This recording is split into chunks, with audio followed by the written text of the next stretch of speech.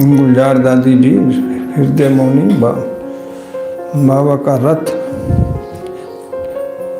के बारे आपको बताते हैं कि दादी जी 9 साल की थी जब ज्ञान में आई थी। इनकी मम्मी ऑलराउंडर दादी थी। उसका ऑलराउंडर नाम क्यों रखा था? क्योंकि वो कोई भी काम होता था सारे कर लेती थी। अनाज भी मोल लेके आती थी, हैं? सब्जी लानी वो भी ले आती थी। कुछ और काम है सारा उसके ऊपर बाबा ने ऑलराउंडर दादी को दे रखा था चार्ज, तो इसलिए बाबा ने उसका नाम ऑलराउंडर रखा था। लास्ट में वो पांडव भवन जो अपना दिल्ली में है वहाँ रहे। तो ये 9 साल की थी गुलजार दादी जब उनको लेकर वो यज्ञ में आई थी। और एक दिन जब वो आश्रम जाती थी, रात को उसको बंधन डाल रखे थे, ताले लगा देते थे बाहर के, जब जा नहीं सकेगी। बाहर का ताला लगा दिया। रोशनदान होते थे, रोशनदान निकाल के उसमें से कूद के दूसरे के मकान पर हैं, और फिर नीचे उतर कर चल पड़ी। पहरेदार ने कहा कहाँ जा रही हो आप? कहता 4 बज गए हैं, मैं आश्रम जा रही हूँ। कहता 4 क्यों? 12 बज रहे अभी तो। इतनी दीवानी थी।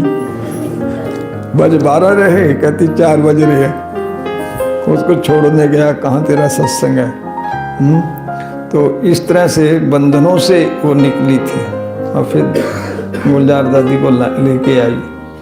तो दादी का ध्यान का पाठ था शुरू से ही। जब आई ना तब से उनका ध्यान का बहुत ज़्यादा पाठ था। ध्यान में ट्रांस में सब कुछ देखती थी, माँ को बताती थी, तो उनको निश्चय बनता गया। फिर कितनी सेवा करी गुलजार दादी ने। तो देखो बाबा ब्रह्मा के बाद बाबा ने दादी को चुना। आखिर उनका कोई तप तो होगा ना पूर्व जन्मों का। और ब्रह्मा बाबा से भी ज़्यादा दादी का रथ चला। ब्रह्मा बाबा तो 32 वर्ष रहे, उस दादी तो 40 वर्ष निकाल। विश्व की सर्वश्रेष्ठ आत्माएं हैं क्योंकि अष्टरत्न में हैं। वो नारम विश्व महाराजन हैं, परंतु हिसाब किताब भी कितना चुक्त करा, वो भी कम नहीं। परंतु दादी हमेशा शांत रहते थे। बहुत अच्छा स्वभाव था, शांत नेचर थे, ज़्यादा ऊंचा नहीं बोलते थे, बड़े प्यार से समझाते थे। क्लासें भी कराते थे तो भी बहुत अच्छे ढंग से दादी क्लास कराती थी। आत्मस्थिति के ऊपर उनकी मेन क्लास होती थी। तो क्योंकि दादी खुद आत्मस्थिति में टिक गई थी, तो इसलिए बाप दादा की अव्यक्त मुरली पूरी सुना देती थी। दिमाग भी बहुत हाई था। अव्यक्त मुरली जो याद नहीं रहती वो भी सुना देती थी। तो मैंने दादी जी के बारे कुछ लिखा है समय नदी सी धारा, है समय नदी सी धारा, इसमें सब बहा करते हैं, पर कुछ जन ऐसे भी होते हैं जो इतिहास बनाया करते हैं। तो दादी जी इतिहास बना गए। ब्राह्मण कुल के इतिहास में यदि दादी जी को निकाल दिया जाए तो हमारे पास कुछ बचता नहीं है। वो ऐसी शख्सियत थी जो ब्राह्मण कुल में चंद्रमा के समान चमक रही थी। मैं उसे सेकंड ब्रह्मा मानता हूँ। भगवान ने ब्रह्मा बाप के बाद उन्हें अपना रथ बनाया। उनका तप सबसे बढ़कर था। एक कवि ने ठीक लिखा है, हर जगह इत्र ही नहीं महका करते, कभी कभी शख्सियत ही खुशबू दे जाती है। कभी कभी शख्सियत ही खुशबू दे जाती है। किसी के चले जाने के बाद ही उसके महत्व का पता चलता है। दादी जी ब्राह्मण कुल में कोहिनूर के हीरे की तरह अपनी चमक बिखेर रहे थे। हर शख्स पर बस उनकी तरफ आकर्षित था। उनसे शांति के प्रकंपन सदैव निसृत होते रहते थे। केवल उनकी यादें सबके मन में अब भी समाई रहेंगी। कल न हम रहेंगे न गिला होगा, कल न हम रहेंगे न गिला होगा, सिर्फ सिमटी हुई यादों का एक सिलसिला होगा, सिर्फ सिमटी हुई यादों का एक सिलसिला होगा। अब तो उनकी यादें ब्राह्मण कुल के बच्चों को आती रहेंगी और बाबा से मिलन अव्यक्त रूप से न हो पाएगा। अब तो केवल मात्र हमारी दिल की आवाज़ जो अंतर्मन से निकलेगी वह दादी तक अवश्य ही पहुंचेगी। हो सकता है कि काश दिल की आवाज़ का इतना असर हो जाए, काश दिल की आवाज़ का इतना असर हो जाए, हम दादी जी को याद करें और उनको खबर हो जाए, हम दादी जी को याद करें और उनको खबर हो जाए। क्योंकि दादी जी का माँ का स्नेह पूरे ब्राह्मण कुल को अपने आगोश में समा रहा था। दादी जी के जाने पर उनकी क्षति कोई पूरी नहीं कर पाएगा। दादी जी ब्राह्मण कुल के दिलों की धड़कन थे। वो ब्राह्मण कुल के लिए ऐसे चिन्ह छोड़ गए हैं जो संगम युग पर रह कर याद आते रहेंगे। एक कवि ने ठीक ही कहा है, दिल में प्यार की लकीर छोड़ जाएंगे, दिल में प्यार की लकीर छोड़ जाएंगे, आंखों में यादों की नमी छोड़ जाएंगे।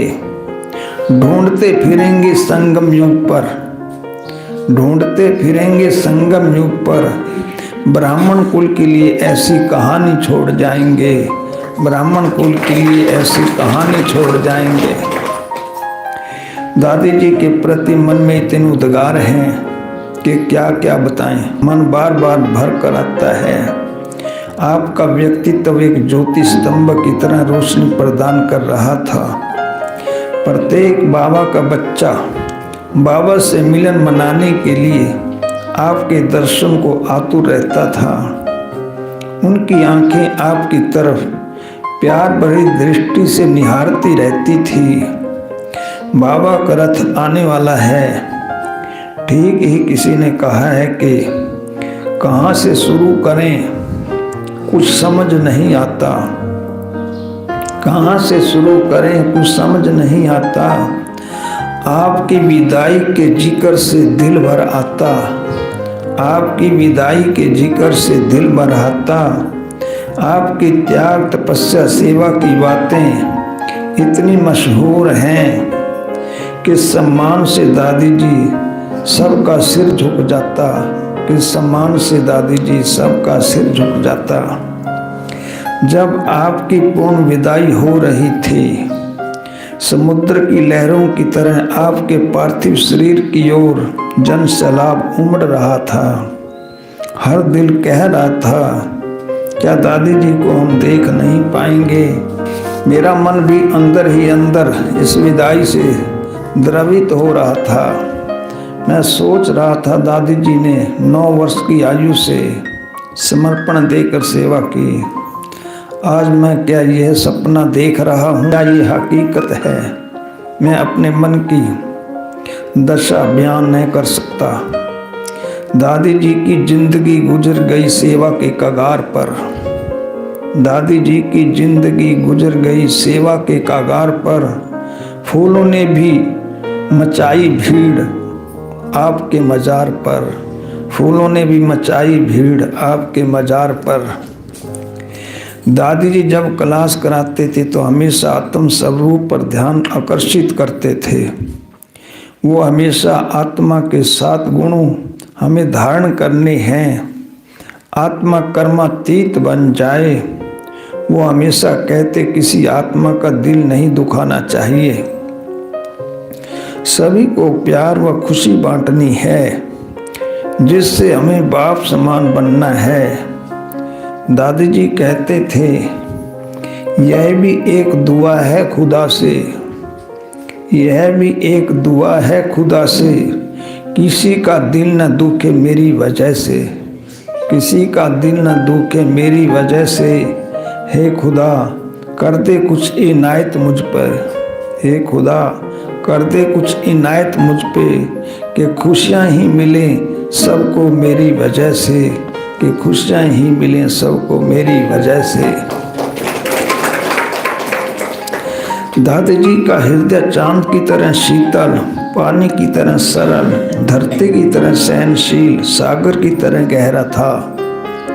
उनके गुणों की सुगंधी ने उनको इतने ऊंचे मुकाम तक पहुंचाया। वह इस संस्था के सूर्य बने, हमें ज्ञान की लोरी देकर माया से सचेत करते थे। उनके लिए कहा जा सकता है, कुछ ज्ञान देकर वो हमें जगाकर चले गए, कुछ ज्ञान देकर वो हमें जगाकर चले गए। हम न भूलेंगे ये एहसास दिला के चले गए। आएंगे कब यह इंतजार करनी पड़ेगी कल्प भर, आएंगे कब ये इंतजार करनी पड़ेगी कल्प भर।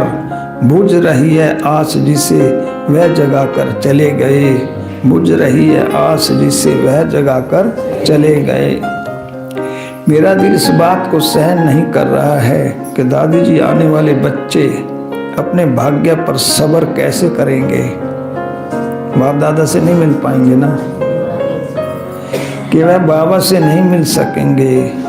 वे अपने अरमान दिल ही दिल में महसूस कर रह जाएंगे। इस अजीब घटना को कैसे सहन करेंगे। केवल मन ही मन में पश्चाताप करेंगे, कह तो कुछ नहीं सकेंगे। इसलिए उन पर तरस करके वापस वतन से आ जाओ। बहुत गमगीन है हर कोई शख्स दादी जी आपके अलविदा होने से, बहुत गमगीन है हर कोई शख्स दादी जी आपके अलविदा होने से।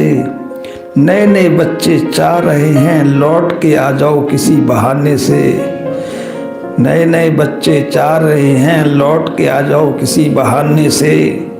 भले कुछ भी हो जाए, भले कुछ भी हो जाए, हम भी एक बार आपको देख लें। बाप दादा भी ओझल हो गए हैं आपके विदा होने से, बाप दादा भी ओझल हो गए हैं आपके विदा होने से। अकेली थोड़ी विदा हुई, 3 विदा हुए इकट्ठे। अंत में मैं करनाल सर्कल तथा असंध उत्तराखंड के सभी भाई बहनों की ओर से दादी जी को श्रद्धा सुमन अर्पित करता हूँ। अंत में अपने उद्गार पढ़ करते हुए कहना चाहूँगा, आखिरी अलविदा कहते हैं दादी जी, आखिरी अलविदा कहते हैं दादी जी। हो सके स्वीकार कर लेना, हो सके स्वीकार कर लेना।